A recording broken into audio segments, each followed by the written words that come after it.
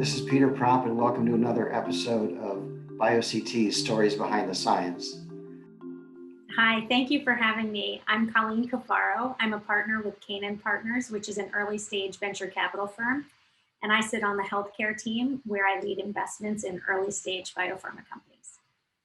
Very cool. So tell us, where did you grow up and what were your first encounters with sciences? Sure. So I grew up in the suburbs of Philadelphia and grew up in a very blue collar environment.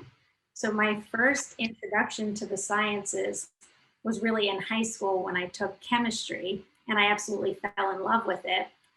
And because of my upbringing, I feel like I approached my decisions about what to do in college as thinking about the world in terms of jobs rather than a career. Because where I grew up, people had a skill or a trade, and that in turn dictated what their job was. And so when I fell in love with chemistry as a sophomore in high school, I thought, okay, this is going to be my skill or my trade. So what's the job? What can I do with this? And I had a conversation with a friend's parent, coincidentally, who worked in the pharmaceutical industry. And I learned about what he did and that he had trained in chemistry. And all of a sudden, it clicked for me. This is what I can do with my interest in chemistry. And so at 16 years old, I basically decided I had my sights set on the pharmaceutical industry for my career. So as I thought about college, I never questioned, do I want to go to college or will I go to college? But I felt I had to have a plan. You don't just go and then figure it out. And so for me, it was very clear, I'll study chemistry and I will become a chemist in the pharmaceutical industry. Excellent. And so heading into college, you pursued that. How did you refine those plans as you went to college and grad school? So, I stuck with my plan, even though I will say that college chemistry was a challenging subject matter to study, but I stuck with it. And as I started approaching graduation, I felt like the logical step was to get a PhD and then try to get a job in the pharmaceutical industry. And I started to question whether I should go immediately to a PhD or if I should take a year to work. And there were a variety of reasons why it made sense to me to take a year to work, paying off student loans. And also I started to think more about translational aspects and biology. And I really hadn't spent time studying anything other than chemistry during my college years. And so I thought it might benefit me to take a year to work. So I started to look for a job and I put my resume on monster.com and was called by a temp agency for an analytical chemistry position at a contract pharmaceutical manufacturing firm in the Philadelphia suburbs, not too far from my parents' home. And so I took the interview and ended up taking a job, making $16 an hour, working as a temp, as an analytical chemist. And I was very fortunate that things worked out for me and I was able to turn that temp position into a full-time job and ended up learning a lot about drug development at the CMO that I was working at. So a bit of a serendipitous path for me. And although I intended to only work for 1 year, I really was enjoying it and was learning a lot. And it felt good to actually have a job and make money for a change. So I ended up staying for 3 years. And probably most impactful to me in my time at that CMO was that I got exposure to not just big pharmaceutical companies, but for the first time in my life, I learned about the entire ecosystem of these small startups and this whole exciting world of biotech and pharma companies that I now work with every day, of course, but I really had no idea there was this entire ecosystem. So our clients at the CMO were many of the big pharma companies, the names we all know, but some of these small companies. And I was intrigued by two aspects. One, the very exciting science that they were pursuing and the innovation that was taking place in these small companies. But the second aspect that I picked up on was that when you were in a small company, you wore many different hats. And I saw the agility of the small companies. They could make decisions, react quickly. And so at that point, I said, okay, if I'm going to get my PhD, I better go now, because working for too many years, you kind of, it becomes difficult to then leave to go to more schooling. And I decided I would refine my path a little bit. And instead of thinking about being a chemist in a large pharmaceutical company, now I was thinking I'd like to be in a leadership position in a small biotech, because I've observed that those people get to work on incredibly innovative science, and they get to do many different things. So you can simultaneously be deep in the science and be deep in business aspects. And that really appealed to me. So when I decided to get my PhD, I chose to go to Yale in their biological and biomedical science program. I was specifically in the cellular and molecular physiology department. But I chose to go to Yale because they had an umbrella program where I could be exposed to many different disciplines. And I wasn't exactly sure what I wanted to study. I just knew I wanted to end up in biotech at the end of it. Neat. And so after grad school, what was your first job? So I came to Canaan right out of grad school. So, again, when I started grad school, I didn't even know what venture capital was. In fact, in my first interview at Canaan, truthfully, I didn't really know what venture capital was.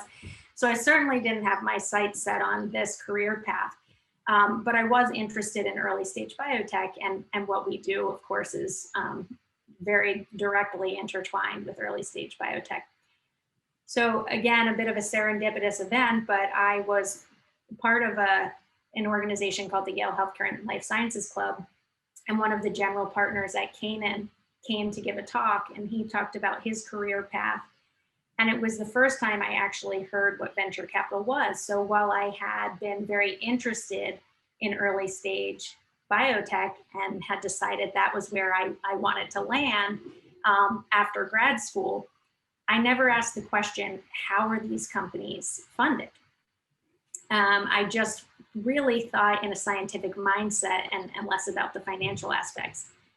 So when I sat in a seminar and heard about someone's career path and what they were doing, again, what really resonated for me was this ability to be deep in science and deep in business aspects simultaneously. And that sounded really exciting to me. And so this general partner at Canaan, who's also a Connecticut resident, Tim Shannon, I reached out to him for career advice after we met that evening. And we stayed in touch, and it turned out that Canaan was hiring in the Westport office for an analyst right at the time that I was finishing up my PhD. And so incredibly fortunate for me, I was able to join the team straight out of grad school. Oh, very cool. So it sounds like it's been a very smooth ride for you, but I'm guessing there were some bumps along the way. Can you talk about some of the obstacles you ran into, and how you got through them? Yeah, so I mean, no path is ever perfectly smooth, and I would say, although I have made refinements along the way, if you listen to my story, I've had my sights set on the pharma industry, and I ended up pretty close. And I think for a lot of people, there are more twists and turns, but I would say there was a lot of uncertainty for me along the way. And probably the time that I was questioning things the most was the time I was in grad school.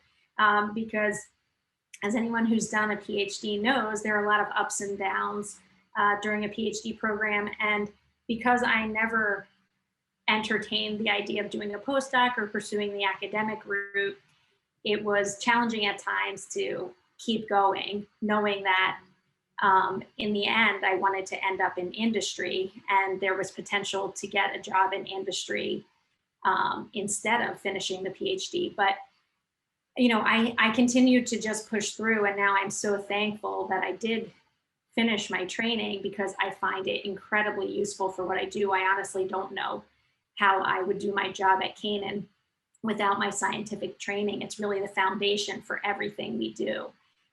So it didn't seem perfectly smooth at the time. From afar now, and in retrospect, it seems pretty smooth.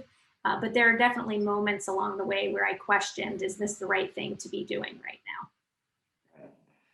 Yeah, sometimes we can make roadblocks for ourselves that don't exist because we get nervous, right? Yeah. Um, so speaking of Canaan, what areas of biotech do you find exciting these days? Where are you focused? Yeah, so I mean, there's never been, I think, a more exciting time to be in biotech because we have the combination of scientific innovation that's moving at an unprecedented pace and an unprecedented financing environment. And the combination of those two things means that we have the resources to propel exciting ideas forward and actually test them preclinically and in the clinic. So I would say there's never been a better time to be in this field, and it's been incredibly exciting for me. While we're seeing all of these new innovations and new modalities, things like cell and gene therapy, what's got me really excited and where I've spent a lot of my time and my focus is actually using the tried and true pharmaceutical format, a small molecule, which can, of course, be delivered as pills and tablets orally available to patients, and using that technology to do new things. And so I'll give you a couple examples in our portfolio. So there's a company, Connecticut-based, New Haven-based, a spin out of Yale that many of you will be familiar with called Arvinas, founded by Craig Cruz, who's a professor at Yale on PROTEC technology, which is targeted protein degradation. So this is using small molecules to be able to not just inhibit a target, but actually to degrade it altogether. And that can have profound impact on the disease biology. And that technology originated in Craig's lab at Yale has now been translated into the clinic, and we're starting to see really promising results for patients. Another company that I'll mention is based in Boston, the first investment that I led at Canaan in a company called Arrakis Therapeutics. And Arrakis is also using small molecules, but they're trying to drug RNA. So sometimes it's challenging to inhibit a protein, or there seems to be no way to actually drug a protein. So the idea with Arrakis is to go upstream of the protein and actually drug the RNA so that you can stop the protein from even being made in the first place. And that biological hypothesis has really been proven out with oligonucleotide-based drugs. But those drugs have a lot of liabilities and issues to overcome, and they're not the perfect pharmaceutical format. And so Arrakis is trying to use small molecules to do the same thing. I think it's an area that's getting a lot of attention right now and could be the next paradigm for the pharmaceutical industry. Yeah, the mRNA stuff has really captured everyone's imagination. And from where you sit, obviously the opportunities for things like that are even more expansive. So I know an awful lot of entrepreneurs that like to meet VCs and have a really good experience and get them engaged. Can you tell us the 2 to 3 things that if a startup leader is coming to meet with you, what are the 2 to 3 things that they have to know in order to impress you? Yeah, I think that key is to make sure you deliver a very clear articulation of what problem you're trying to solve, what your solution is, and why it's different or better than any other solution that's out there. So I think those are really the two key principles. And then I would say, if I take it one step further, it's what's next. So what's the key next thing that you want to do? And of course, that's the reason you're talking to me, is because you need funding to do more. And so what is that more? What's the plan? What's the key next experiment or data point that you need? And so I would say, if you can articulate a very clear problem, your solution, why it's better or different than others, and why you need funding, what's next on the roadmap, that's the start of a very promising pitch. Excellent. All right. Well, Colleen, thanks so much for your time today. I really enjoyed it. I'm sure our listeners will enjoy it too. Have a great Thank you, day. Peter. I appreciate you having me.